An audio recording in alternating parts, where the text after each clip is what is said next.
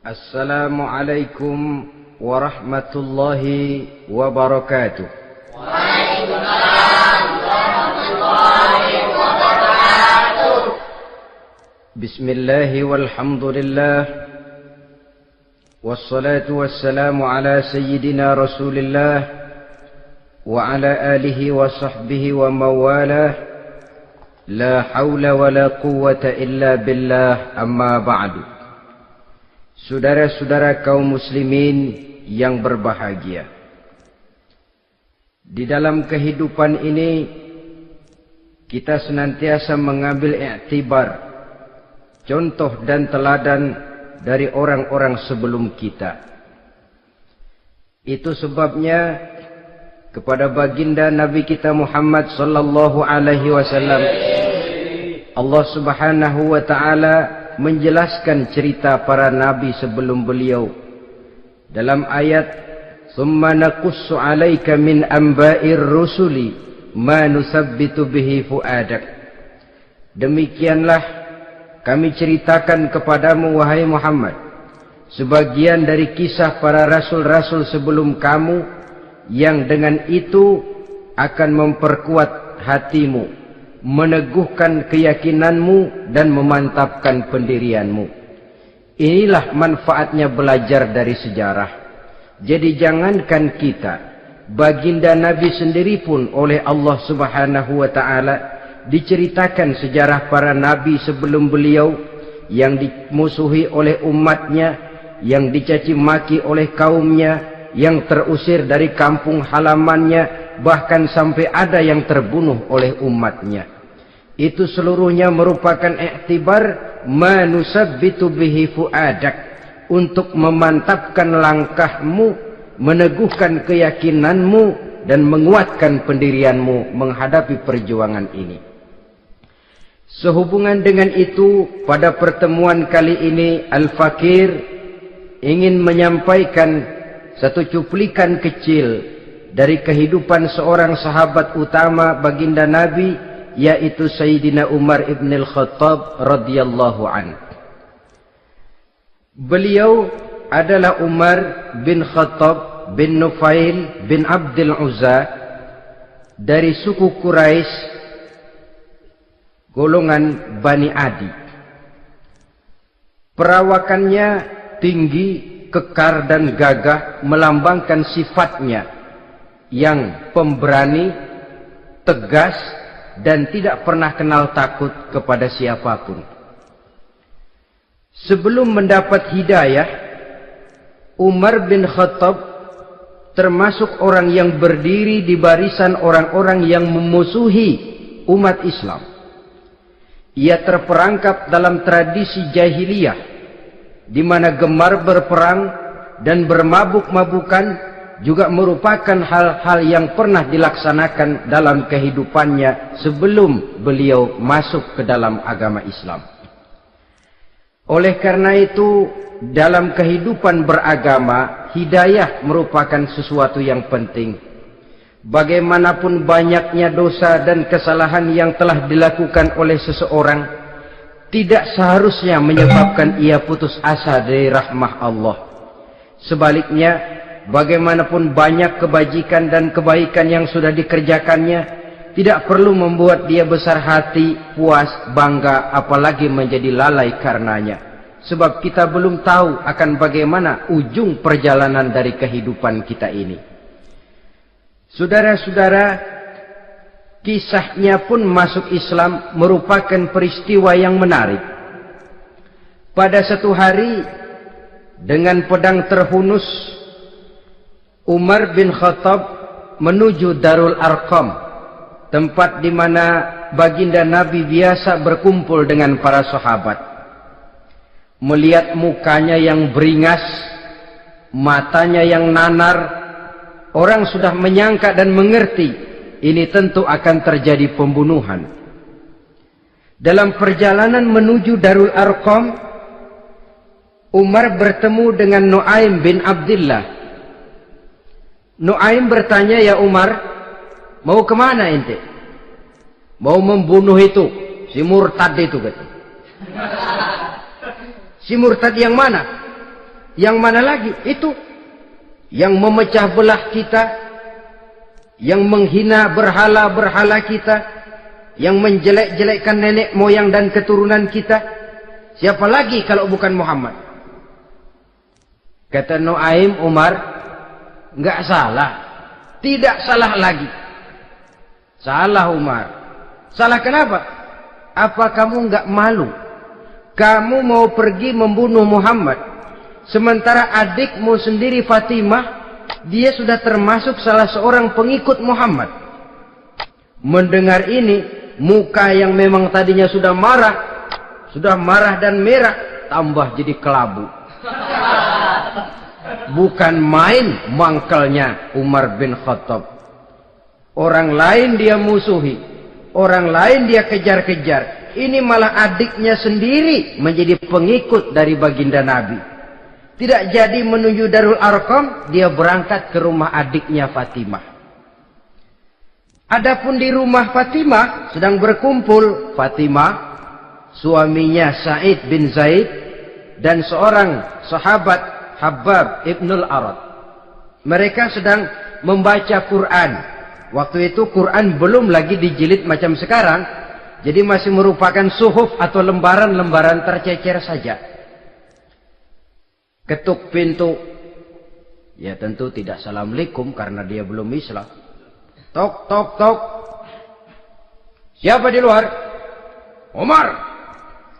Mendengar suaranya saja, ini sahabat yang namanya Habbab ibnul Arad sudah lari ke belakang pintu. Sambil komat kamit baca doa mohon diselamatkan oleh Allah. Adapun Fatimah yang sedang memegang suhuf, lembaran tulisan Quran itu, menyembunyikan suhuf itu di belakang bajunya. Umar masuk. Fatimah, saya bang.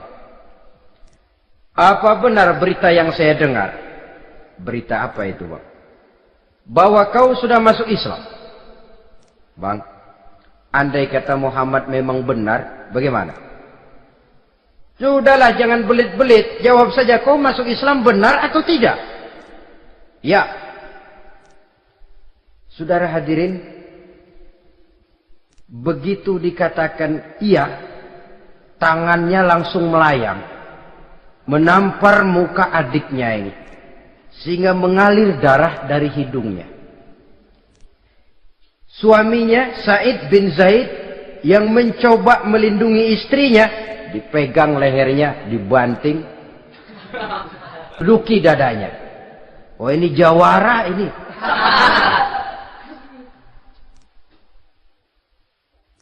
Namun pada saat sedemikian, suara kebenaran terpantul dari mulut Fatimah, adik dari Umar bin Khattab ini. Umar, apakah engkau memukul orang yang bersaksi bahwa tidak ada Tuhan melainkan Allah dan Muhammad Rasulullah?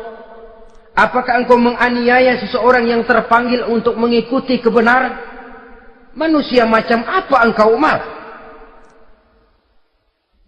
Saudara, memang dia orang keras, tapi hatinya mudah menerima kebenaran. Sehingga mendengar kalimat adiknya ini tercenung dia sejenak, melongok, bengong kata anak sekarang.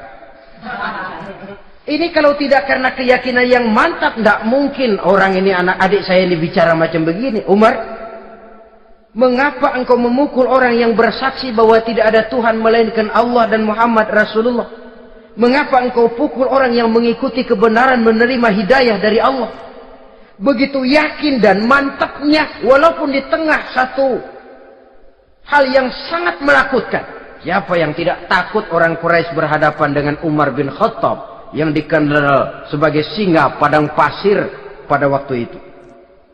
Malahan dia termasuk salah seorang jagoan di tradisi masyarakat jahiliyah itu. Ada satu pasar yang namanya pasar Ukaz.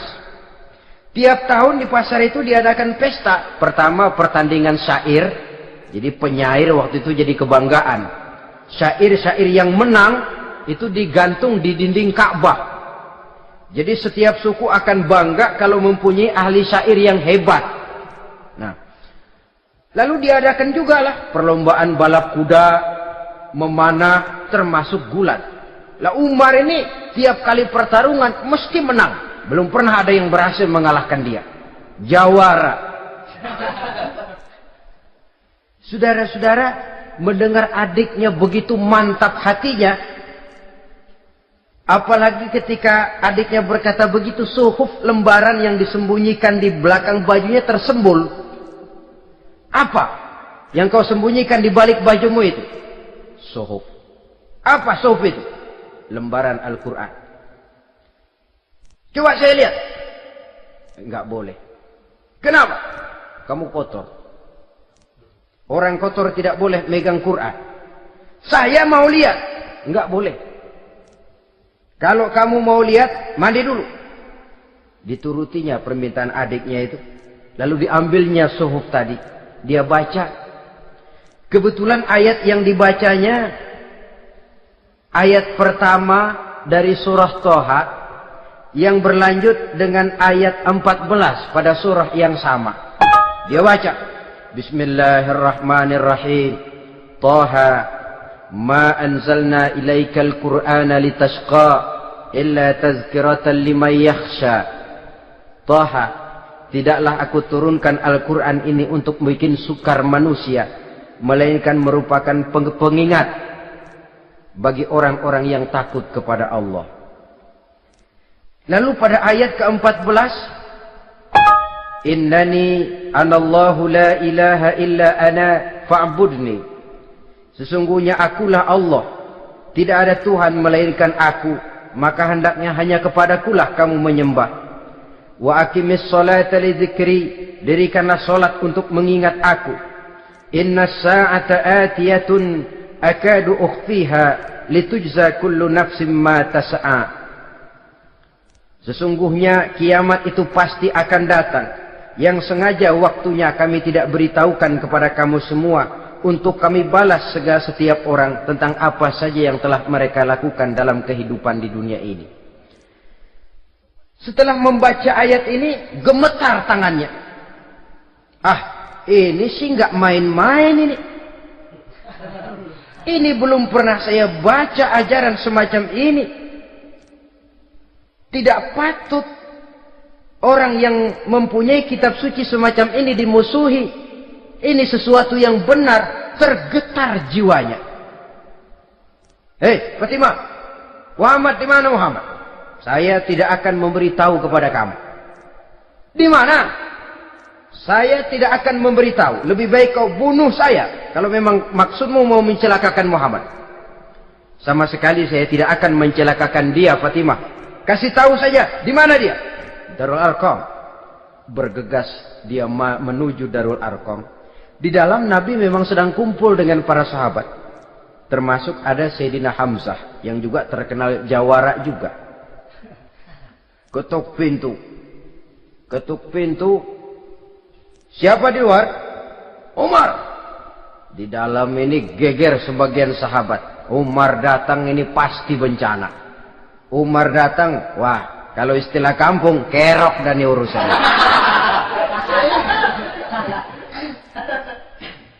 Tapi baginda Nabi menenangkan mereka. Tenang, mudah-mudahan ada hikmahnya. Sayyidina Hamzah tampil, bukakan dia pintu. Kalau niatnya baik, kita terima. Kalau niatnya tidak baik, saya paling depan. Dibukakan pintu. Begitu dibukakan pintu, Umar masuk merangkul baginda Nabi, kemudian dengan tersendat, Ashhadu an la ilaha illallah wa ashhadu annaka ya Muhammad Rasulullah. Saya bersaksi tidak ada Tuhan melainkan Allah, dan saya bersaksi bahwa engkau hai Muhammad adalah utusan Allah. Sahabat takbir semua, Allahu Akbar, Allahu Akbar. Kegembiraan meliputi suasana ketika itu. Kenapa? Karena sebelumnya, dikala Umar belum masuk Islam, dia merupakan ganjalan yang paling dikhawatirkan oleh umat Islam. Setelah dia masuk Islam, jelas merupakan satu keuntungan yang sangat besar. Dan dia tertarik kepada Islam bukan karena bujuk rayu orang, tidak karena diberikan harta, tidak karena diiming-iming oleh kedudukan tinggi, Tapi karena kebenaran, hidayah menembus hatinya melalui wasilah ayat dalam surah Thaha yang dibacanya melalui suhuf yang dipegang oleh adiknya tadi. Sejak saat itu berubah 180 derajat Umar bin Khattab radhiyallahu anhu. Tetapi tetap dengan sifatnya keras, tegas, dan tidak pernah kenal takut kepada siapapun. Cuma kalau sebelum Islam, dia kerasnya kepada Islam. Setelah dia masuk Islam, muter arah. Kepada siapapun yang memusuhi Islam, dia bersikap keras, tegas, dan tidak pernah kenal takut. Bahkan setelah beliau masuk Islam, satu hari ketika di Darul Arqam kumpul-kumpul, waktu itu Nabi belum berdakwah secara terbuka karena pengikut masih sedikit. Sayyidina Umar usul, "Ya Rasul, ada apa Umar? Alasna 'alal haq fi mamatina wa mahyana." Ya Rasul, bukankah kita ini berdiri di atas sesuatu yang benar? Bukankah mati kita, hidup kita untuk melaksanakan sesuatu yang benar? Bala ya Umar, betul Umar. Wallazi nafsi biyadih, innakum la'alal haq in muttum wa in hiyitum. Demi Allah Umar, kata Nabi, sesungguhnya kamu dan kita semua berdiri di atas kebenaran, hidup ataupun mati. Setelah mendapat jawaban begini, Umar masuk kepada tujuan pembicaraannya. Izan ya Rasul, fafimal ihtifal. Kalau memang begitu ya Rasul, kalau memang kita yakin kita berdiri di atas kebenaran, kita hidup karena kebenaran, kita mati pun memperjuangkan kebenaran, fafimal ikhtifa. Kenapa mesti ngumpet-ngumpet? Kenapa harus sembunyi-sembunyi?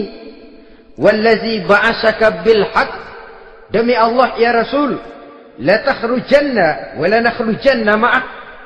Tuhan harus keluar menyampaikan Islam ini secara terbuka, dan kami akan mendampingi Tuhan dengan segenap jiwa dan raga. Sekali masuk Islam gak tanggung-tanggung. Yang kayak begini ini yang kita perlukan sekarang ini. Begitu masuk Islam, nggak tanggung seluruhnya, jiwa dan raganya masuk Islam. Beliau yang pertama kali mengajukan ide, kenapa harus dakwah sembunyi ya Rasul? Wong kita berdiri di atas kebenaran, memperjuangkan sesuatu yang hak. Kalau kita mati, kita pun mati membela kebenaran. Kenapa mesti fafimal ikhtifa? Kenapa harus sembunyi-sembunyi? Mulai sekarang mari keluar ya Rasul, saya akan dampingi Tuhan, nyawa taruhannya. Saudara hadirin yang saya hormati, selalu dia tempat-tempat yang pernah dia melaksanakan maksiat sebelum dia Islam, selalu dia kunjungi sampai dia berkata, tidak ada tempat yang pernah saya melakukan kesalahan sebelum saya Islam yang harus saya tutupi dengan kebajikan setelah saya Islam sekarang ini. Bahkan ada satu riwayat menjelaskan beliau itu yang tinggi badannya, kekar perawakannya, gemetar orang ngadepin dia. Tapi beliau sendiri sangat mudah gemetar kalau sudah mendengar ayat-ayat Allah. Sehingga ada satu riwayat menjelaskan Sayyidina Umar itu setelah masuk Islam, kalau sholat kadang-kadang bila menoleh ke kanan beliau senyum, bila menoleh ke kiri beliau menangis berurai air mata. Ada orang bertanya, ya Umar, kenapa menengok ke kanan kau senyum, ke kiri kau menangis? Itulah kalau saya ingat jahilnya saya sebelum Islam. Adapun bila saya menoleh ke arah sebelah kanan saya tersenyum, teringat betapa dulu saya membuat berhala dari korma. Saya tumpuk-tumpuk, saya susun begitu.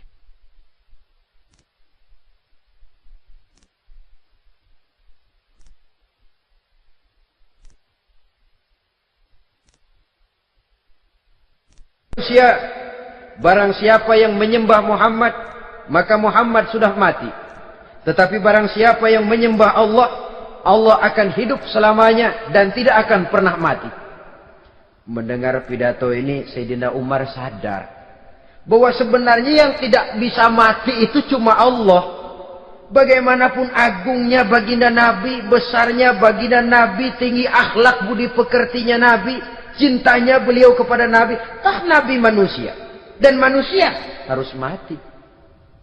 Kemudian dibacakan surah Ali Imran ayat 144. Wa ma Muhammadun illa rasul qad khalat min qablihi rusul afa in mata aw qutila qalabtum ala aqabikum. Muhammad tidak lain daripada manusia, telah datang kepadanya rasul. Apakah jika ia mati engkau kembali menjadi murtad atau mundur ke belakang? Mendengar ayat ini dibacakan, Sayyidina Umar sadar, berurai air matanya, menangis dalam kesedihannya. Ini cintanya yang demikian tinggi kepada baginda Rasulullah sallallahu alaihi wasallam. Begitulah seluruh kesalahan yang dia lakukan pada saat sebelum dia masuk Islam, berusaha dia tutupi dan dia tebus dengan segala kebaikan, pengabdian, perbuatan soleh setelah dia masuk Islam. Sehingga diajarkan oleh baginda Nabi, ittaqillaha haitsu ma kunta wa atbi'i sayyi'atal hasanata tamhuha wa khaliqin nasa bi khuluqin hasanin. Bertakwalah kamu kepada Allah, kata Nabi, dimanapun saja kamu berada. Jadi takwa tidak kenal tempat. Dimanapun saja kamu berada, bertakwalah kepada Allah. Di rumah takwa, di pasar takwa, di kantor takwa, di tengah orang banyak takwa, pada waktu sendirian takwa. Ittaqillaha haitsu ma kunta. Bertakwalah kau kepada Allah dimanapun saja kamu berada. Jangan takwa pakai tempat. Di masjid takwa, di kantor nyolong. Itu tidak haitsu ma kunta. Yang diajarkan oleh Nabi, dimanapun kamu berada, bertakwalah kepada Allah. Wa atbi'i sayyi'atal hasanah tamhuha. Dan iringi perbuatanmu yang salah dengan kebaikan. Jadi kalau satu saat terselip kita berbuat salah, cepat iringi dengan kebaikan. Tamhuha, dengan harapan kebaikan yang kita kerjakan akan menutupi dosa yang terselip kita lakukan. Ngomongin orang, astagfirullahalazim, banyak istighfar. Istighfarnya mudah-mudahan bisa nutupin dosa karena ngomongin orang. Tapi jangan lalu tambah sulap. Ngomongin orang istighfar, terus ngomongin lagi istighfar lagi. Itu tentu tidak bisa dengan cara begitu. Barangkali terselip pernah mengambil harta orang tanpa alasan yang hak, imbangi dengan rajin sedekah misalnya. Barangkali pernah menyakiti hati orang, imbangi dengan perbuatan yang bisa menyenangkan hati orang lain. Itu namanya mengiringi perbuatan yang bersifat salah dengan kebajikan. Ini yang dilakukan oleh Sayyidina Umar. Setiap pelosok hampir dia datangi. Tempat-tempat di mana dia pernah melakukan kesalahan sebelum Islam, di sana dia tegakkan kebajikan dan kebaikan. Kegagahannya, keperkasaannya, keberaniannya sepenuhnya bulat-bulat sudah diwakafkan untuk kepentingan Islam. Saudara hadirin yang saya hormati, diperlukan orang-orang yang punya keberanian macam Sayyidina Umar. Berani karena panggilan hidayah, bukan berani babi. Babi berani juga babi, cuman nyeruduk. Artinya berani yang tanpa pertimbangan. Berani yang tanpa pertimbangan pada akhirnya akan menyulitkan kita sendiri. Beliau gagah, beliau berani, beliau punya kekuatan, beliau punya wewenang, dan itu dimanfaatkannya untuk menjadi backing baginda Nabi kita Muhammad sallallahu alaihi wasallam. La takhrujanna wa la nakhrujanna ma'ak ya Rasul. Ya Rasul, keluar, sampaikan dakwah secara terbuka. Saya akan mendampingi Tuhan. Jika ada yang ganggu Tuhan, saya paling depan. Backing yang mendampingi Rasul untuk menyampaikan risalah Islamiyah ini. Saudara hadirin yang saya hormati, wa khaliqin nasa bi khuluqin hasanin, kata Nabi. Dan pergaulilah manusia dengan akhlak yang baik, Karena dengan ini kau bisa mengambil hati orang. Dalam hadis lain katakan, innakum la tas'una an-nasa bi amwalikum walakin yas'uhum minkum bastul wajhi wa husnul khuluq. Kamu tidak akan bisa menyenangkan orang banyak dengan hartamu, tapi kamu bisa ambil hati mereka dengan budi pekerti yang luhur dan muka yang manis. Dengan harta belum tentu kita bisa menyenangkan semua orang. Tapi budi pekerti yang luhur, muka yang manis, itu yang akan bisa membuat kau menyenangkan orang banyak.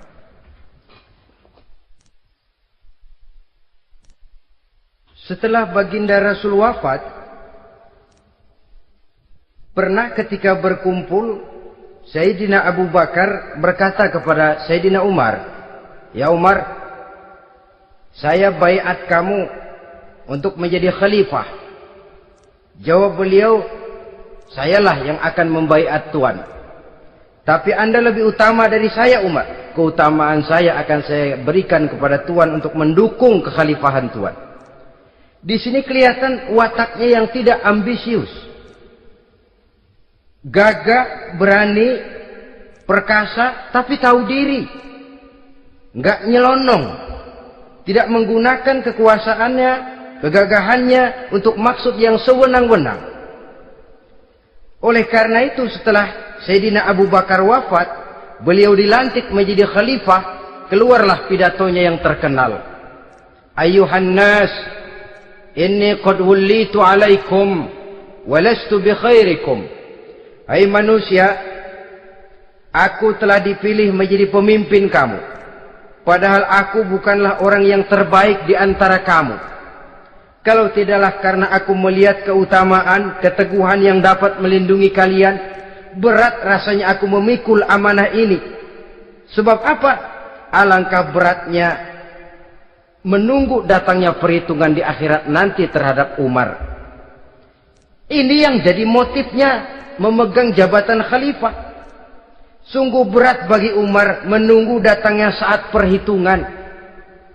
Sehingga seolah-olah kalau bisalah jadi Umar bin Khattab saja, jangan jadi khalifah kalau bisa. Tapi moya umat sudah kadang memilih. Sehingga benar kalau dalam satu hadis Nabi pernah mengajarkan jangan memberikan satu jabatan kepada orang yang memintanya.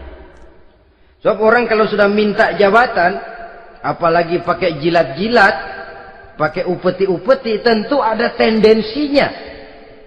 Ada batu di balik udang. Kalau udang di balik batu kan mungkin nggak kelihatan, tapi kalau batu di balik udang kelihatan betul itu. Ada maunya, ambisinya. Jangan memberikan satu jabatan kepada orang yang memintanya. Seakan di batinnya Sayyidina Umar menyesali. Kenapa Umar nggak jadi Umar saja, kok mau jadi khalifah gitu. Alangkah berat perhitungan buat saya di akhirat nanti. Nah, setelah jadi khalifah, sebagai satu i'tibar, saya akan mencoba mengemukakan beberapa sifatnya yang menonjol untuk pelajaran buat kita semua.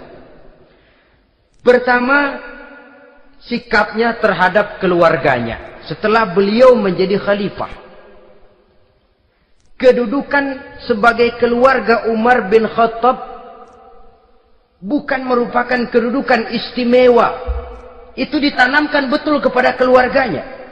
Jangan karena bapakmu khalifah, lalu mentang-mentang anak khalifah kau merasa dapat fasilitas, merasa bisa berbuat semau-maumu, kau harus punya tanggung jawab dan beban moral, memberikan contoh yang lebih baik kepada rakyat. Ini yang ditekankan kepada keluarganya. Kalau beliau mau mengeluarkan undang-undang, undang-undang itu lebih dahulu dibicarakan di tengah keluarganya, kumpul anak-anaknya, ini akan ada undang-undang begini. Siapa di antara kalian mau mentaati, persilahkan. Yang tidak pun persilahkan. Tapi saya ingatkan, kalau ada dari keluarga Umar yang melanggar peraturan yang saya keluarkan ini, saya akan menghukumnya 2 kali lipat karena dia keluarga saya. Menghukumnya 2 kali lipat karena dia keluarga saya. Jadi bukan mentang-mentang anak babe, lalu kebal hukum. Tidak. siapa yang di antara kalian melanggar peraturan ini, akan aku kenakan hukuman 2 kali lipat karena dia keluargaku. Nah, saudara hadirin yang saya hormati, lalu berwibawa, dijaga betul keluarganya. Suatu hari beliau datang ke rumah putranya Abdullah bin Umar. Ketika masuk dilihatnya Abdullah bin Umar sedang makan daging. Makan daging. Merah muka Umar. Mentang-mentang anak khalifah ya. Mentang-mentang anak Amirul Mukminin ya, kamu makan daging. Lihat tuh rakyat kita masih banyak yang kelaparan, makan daging, makan roti keras. Padahal itu halal. Sesuatu yang diperoleh dengan usahanya sendiri. Tetapi begitu hati-hatinya Umar untuk menjaga pandangan orang. Keluarga khalifah merupakan beban moral sebab akan dijadikan contoh oleh rakyatnya. Mentang-mentang anak khalifah ya, makan daging. Lihat tuh rakyat, roti keras digarotin. Lain saat beliau pergi ke satu pasar. Di situ dilihat ada sapi gemuk-gemuk. Tempat lain sapinya kurus-kurus. Tanya, ini yang gemuk-gemuk sapi siapa? Sapi Abdullah bin Umar. Sapi anaknya. Panggil Abdullah bin Umar, suruh sini. Datang anaknya itu. Abdullah bin Umar, bagaimana ceritanya sampai ini? Begini, Bapak. Dahulu itu dengan uang saya beli sapi kurus-kurus. Lalu saya rawat. Saya berikan upah orang untuk merawat sapi-sapi itu. Sampai sekarang dia menjadi gemuk. Akan saya jual dan keuntungannya tentu sesuatu yang halal. Subhanallah, kata Umar. Kau ini anak Amirul Mukminin.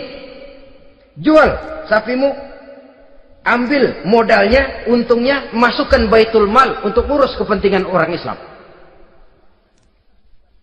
Dia nggak mau anaknya terlibat bisnis, ndompleng kekuasaan ayahnya. Karena mentang-mentang anak khalifah lalu segala macam bisnis lancar. Orang takut karena apa? Anak babe. Ada lagi. Pada waktu pembagian harta ghanimah, putri beliau yang namanya Hafsah, ini adalah istri baginda Nabi, meminta bagian. Kaum kerabat ayah, ini kerabat khalifah, kitalah dulu kerabat. Kalau kau kerabatku, maka jatahmu nanti dari ayahmu. Harta ini masih lebih banyak dibutuhkan oleh orang-orang Islam. Nanti belakangan, kalau ada sisanya. Belakangan kalau ada sisanya. La haula wala quwata illa billah.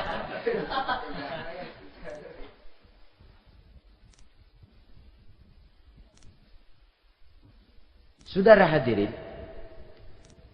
itu terhadap keluarganya. Kemudian apa sifat-sifat yang menonjol dari kepemimpinannya? Pertama, kesederhanaannya. Beliaulah satu-satunya khalifah, Amirul Mukminin, setingkat presiden kalau sekarang, yang punya jubah cuma 2 dan 1 pun punya anaknya. Tambelan lagi. Pernah sholat Jumat terlambat. Beliau naik mimbar untuk khutbah, sebelumnya minta maaf dulu. Saudara-saudara, maaf saya terlambat nungguin baju kering. Seorang khalifah nungguin baju kering. Sederhana dalam kehidupannya. Mari kita ambil satu cerita lagi. Pada waktu beliau jadi khalifah, yang diangkat jadi gubernur di Mesir adalah Amr bin As.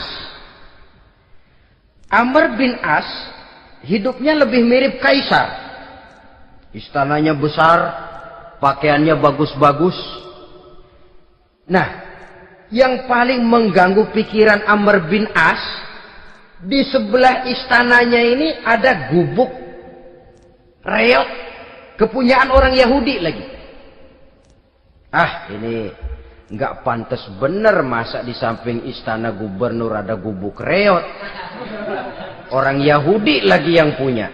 Ini mesti, udah, bikin saja rencana, panggil dinas tata kota, bikin planning, di sini mau dibangun masjid, proyek negara. Bikin gambarnya, susun anggarannya, tender. Saudara-saudara, si Yahudi yang punya gubuk reot dipanggil.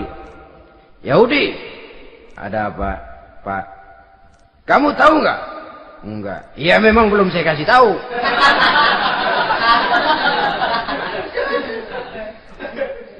Ada apa, Pak? Itu kamu punya gubuk. Tahu? Kena proyek. Proyek apa, Pak? Kami mau bangun masjid besar di situ. Dan tidak sesuai ada gubuk reot di samping tempat gubernur. Jadi maksud Bapak, gubukmu, tanah-tanahnya mau saya bebaskan. Saya beli. Enggak mau, Pak. Saya enggak mau jual. Saya bayar 2 kali lipat. Enggak mau. 3 kali lipat. 6 kali lipat juga enggak mau, Pak. Saya dari muda peres keringat banting tulang cuma segitu-gitunya, Pak, tempat saya tinggal. Gubuk reot sama tanahnya sedikit. Makmur saya, Pak, cuma rumah sama sumur.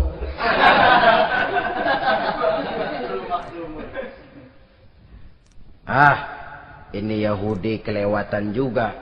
Akhirnya turun perintah, sudah, kalau dia nggak mau dibebaskan, gusur saja, tarik, ambil bulldozer. Digusur. Yahudi ini berurai air matanya. Aduh, begini, jadi rakyat kecil, udah jatuh ketiban ember lagi. Tapi pikir-pikir Amr bin As kan bukan yang paling atas. Dia kan cuma pejabat, masih ada atasannya lagi. Lapor, lapor. Yahudi ini berangkat ke Madinah. Bayangkan dari Mesir ke Madinah. Jalan.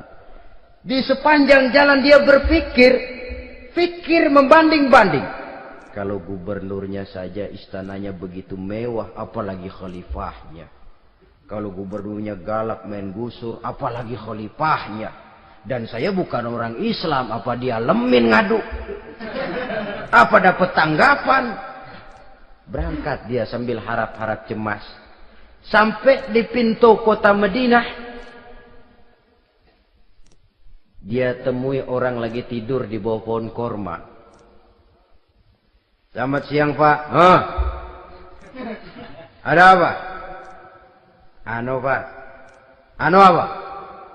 Mau lapor. Lapor apa? Bapak tahu Khalifah Umar bin Khattab? Tahu. Istananya di mana, Pak? Istananya di atas lumpur. Di atas lumpur. Di atas lumpur. Pengawalnya banyak, Pak. Banyak. Siapa, Pak? Yatim piatu, janda-janda tua, orang-orang miskin, orang-orang lemah, itu pengawalnya. Pakaian kebesarannya apa sutra apa, Pak? Pakaian kebesarannya malu dan takwa. Saya nggak ngerti, Pak. Itulah Umar bin Khattab. Lalu orangnya sekarang di mana, Pak? Di depan ente. Rupanya yang dia tanya itulah orangnya. Gemeter Yahudi ini, keringat bercucuran. Coba, istananya di atas lumpur.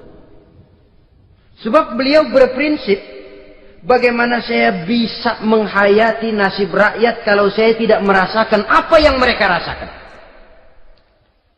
Bagaimana saya nggak bisa tahu sakitnya lapar kalau saya belum pernah kelaparan?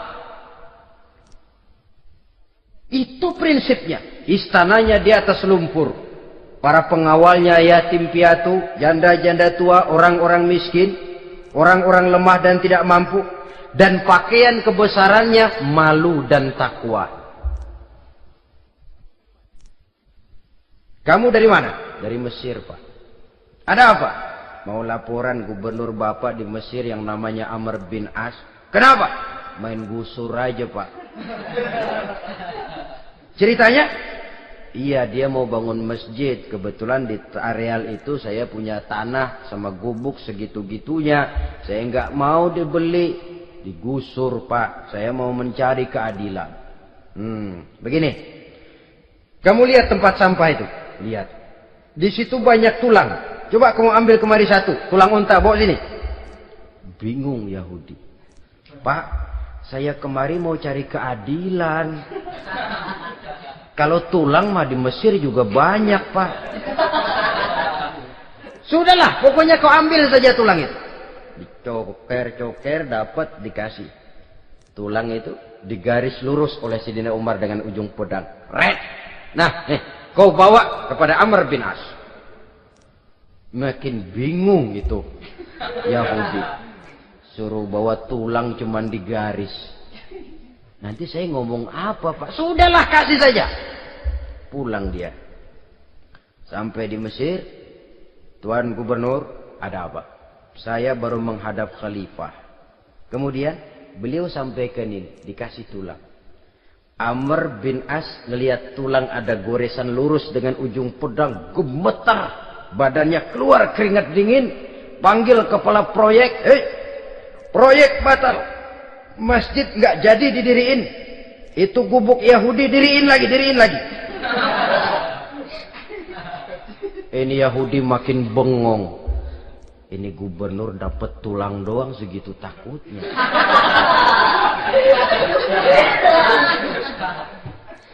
Ada apa sebenarnya Tuan Gubernur? Kamu tahu? Ini nasihat pahit buat saya dari Amirul Mukminin Umar bin Khattab. Seolah-olah beliau bilang, "Hai Amr bin As, jangan mentang-mentang sedang berkuasa ya. Pada suatu saat kau akan jadi tulang-tulang kayak begini. Maka mumpung kamu masih hidup dan berkuasa, berlaku lurus dan adillah kamu seperti lurusnya garis di atas tulang ini. Red. Lurus, adil, jangan bengkok. Sebab kalau kamu bengkok, nanti aku yang luruskan pakai pedangku." Siapa yang nggak ngeper digituin? Sampai akhirnya apa? Kata si Yahudi, "Pak, kalau begitu Islam adil ya." Adil. Kalau gitu biarin dah, Pak. Tanah saya. Mau kamu jual? Bukan saya jual, Pak, saya kasih aja dah. Campur gubuk-gubuknya, ambil aja dah.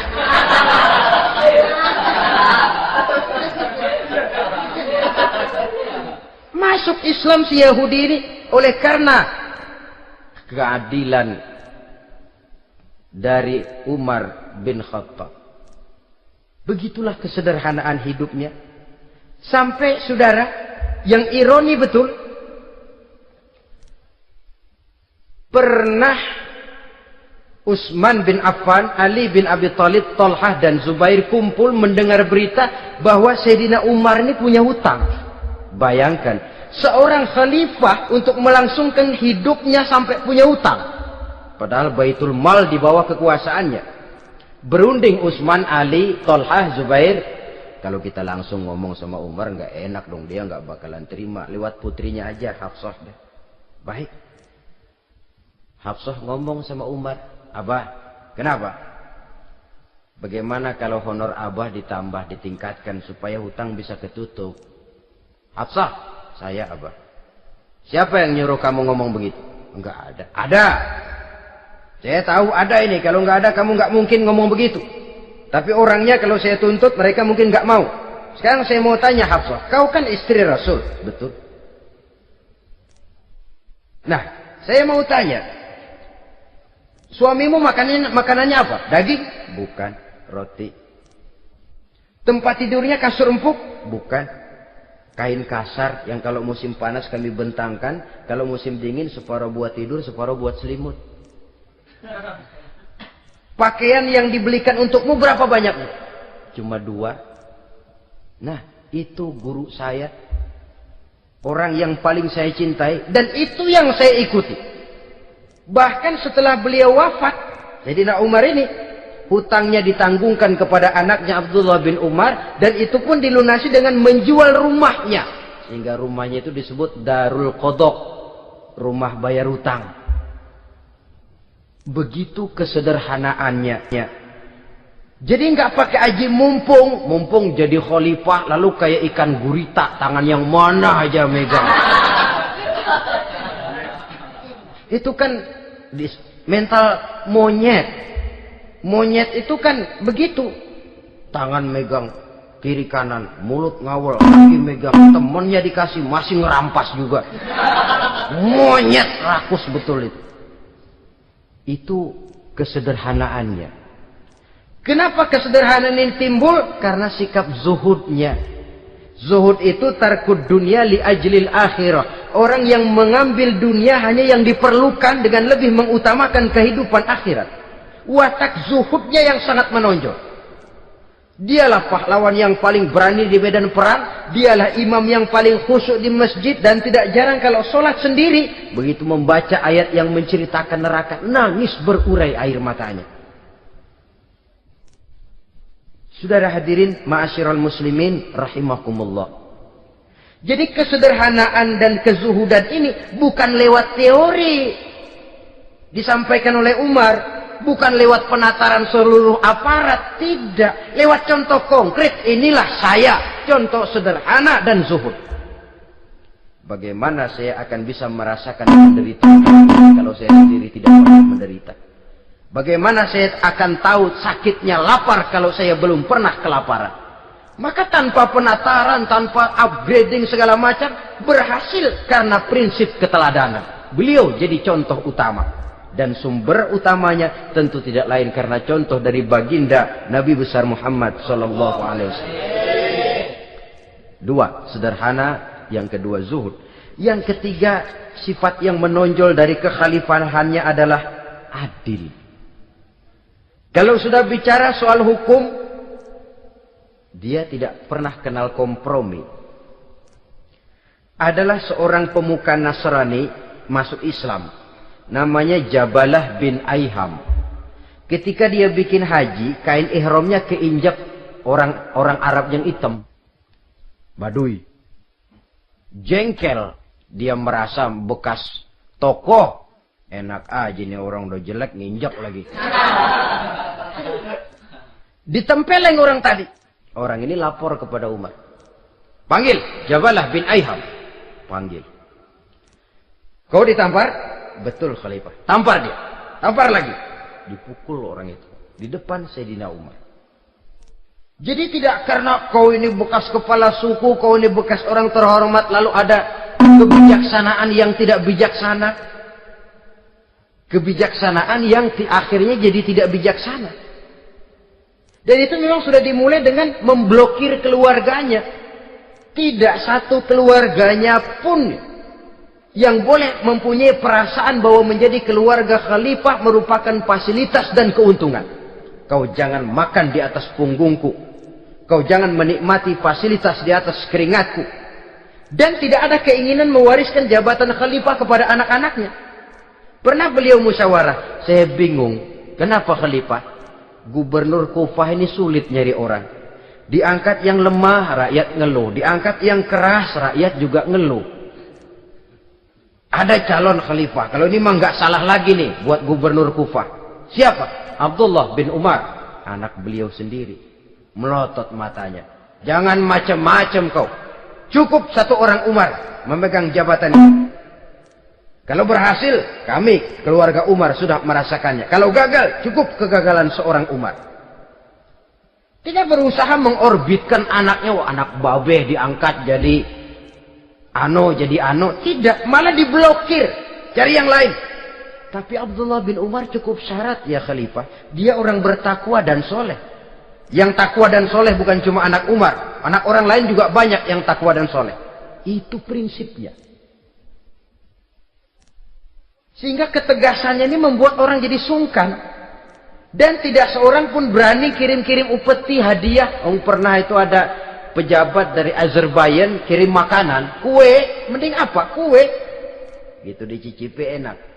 Enak juga ya kue ini. Enak khalifah. Ini di sana apa makanan rakyat biasa?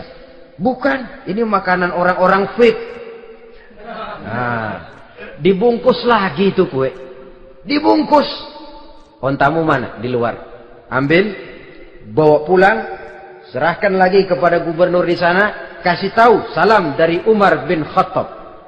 Kenyangkan dulu rakyat dengan makanan seperti ini. Kita belakangan. Jadi kalau rakyat lapar, saya orang pertama yang akan merasakan kelaparan. Tapi kalau rakyat makmur, biarlah saya menjadi orang terakhir yang kenyang. Kan bagus prinsip itu. Jikalau rakyat kelaparan, saya akan jadi orang pertama yang merasakan lapar. Tapi kalau rakyat makmur, biar saya jadi orang terakhir yang kenyang. Jangan dibalik. Pada saat rakyat kelaparan, dia kekenyangan. Dan selanjutnya, sikap keadilannya ini, saudara-saudara, menyebabkan hukum lalu jadi berwibawa. Pernah beliau jalan-jalan di lorong kota Madinah, di tempat yang namanya Harah bersama Aslam. Ada ibu-ibu, anaknya nangis, lapar ma, sabar dikit lagi matang gitu. Emang tuh ibu lagi ngerebus, bunyi air ngegulak, luguk. Umar lihati dari jauh, belum juga matang. Nih anak dari nangis, lapar, sampai capek nangis, sampai tidur. Anak tidur, Umar samperin, Bu, yang masak apa sih kok nggak bisa matang? Saya nggak masak apa-apa Tuan. Itu pating kerubuk apa? Ketika dibuka ya cuma air saja. Subhanallah, ibu sudah ngebohongi anak ibu sendiri. Habis harus bagaimana Tuan? Saya sudah nggak punya makanan untuk dimasak. Sementara perut nggak kenal kompromi. Jalan satu-satunya, ya terpaksa anak saya bohongi. Saya bilang sebentar lagi matang, sampai dia tidur sekarang ini. Memangnya Khalifah Umar gimana sih ngurusi rakyat? Subhanallah, dia orang zalim. Dia yang memegang urusan kami, tapi dia nggak tahu nasib saya. Anak kelaparan, keluarga terlantar. Oh begitu. Iya. Zalim betul Umar bin Khattab itu. Kalau begitu ibu tunggu sebentar. Dia pulang bersama Aslam menuju Baitul Mal. Dia ambil tepung 1 karung, dipikul sendiri. Dipikul sendiri, kata Aslam, ya Khalifah biar saya yang bawa. Jangan. Kenapa Khalifah? Apa kau kira kau sanggup mikul dosa saya di akhirat nanti? Biar saya yang mikul sendiri. Dia bawa ke tempat tuh ibu-ibu. Dia masakin sendiri. Nah Bu, sudah matang, persilakan masak. Makan. Alhamdulillah Tuan. Tuhan Allah memberkahi Tuan. Tuan lebih baik dari Umar bin Khattab yang zalim itu. Memang sebenarnya Tuan siapa? Kata tu ibu. Saya. Iya. Saya ya Umar bin Khattab yang ibu bilang zalim itu. Gemetar si ibu. Gemetar si ibu. Tapi memang peka dan menghargai kritik orang. Tidak membungkam setiap orang yang nadanya sumbang atau berbeda. Kadang beliau berkata, saya khawatir karena orang terlalu segan dengan saya, lalu nggak ada yang berani negor kalau saya salah. Kan begitu biasanya. Karena sudah terlalu segan, lalu semuanya orang mau diaminin saja.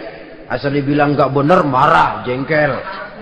Lalu disingkirin, maunya diiyain, ingge, kulonuwun. Oke bos. Beliau bilang, saya khawatir kalau tidak ada orang yang mau menegur kesalahan saya jika saya terlanjur nanti. Tahu muncul orang. Demi Allah, saya akan menegur Tuhan dengan pedang saya ini. Cerah mukanya, senyum bibirnya. Alhamdulillah, anak muda, saya memerlukan orang macam kau. Yang berani berkata ya terhadap yang benar dan tidak terhadap yang tidak benar, apa dan bagaimanapun resikonya. Di sini kelihatan sikap beliau menghadapi orang yang berbeda pendapat. Keadilan, keberanian dan ketegasan, cepat menerima kebenaran, merupakan serentetan dari sifat-sifat utama beliau sejak masuk Islam sampai menjadi khalifah yang kedua. Bahkan dengan jasa beliau, Islam kemudian tersebar, menembus dinding Jazirah Arabia, memasuki Bizantium dan Persia, sehingga beliau juga dikenal sebagai periode Al-Futuhat Al-Islamiyah. Nah, saudara-saudara, inilah cuplikan kecil dari kehidupan seorang agung dan besar yang memang sangat terbatas kata-kata untuk melukiskan kebesaran itu. Namun yang secuplik ini mudah-mudahan menjadi sumbangan moral dalam rangka kita memperbaiki diri menuju kehidupan yang lebih baik.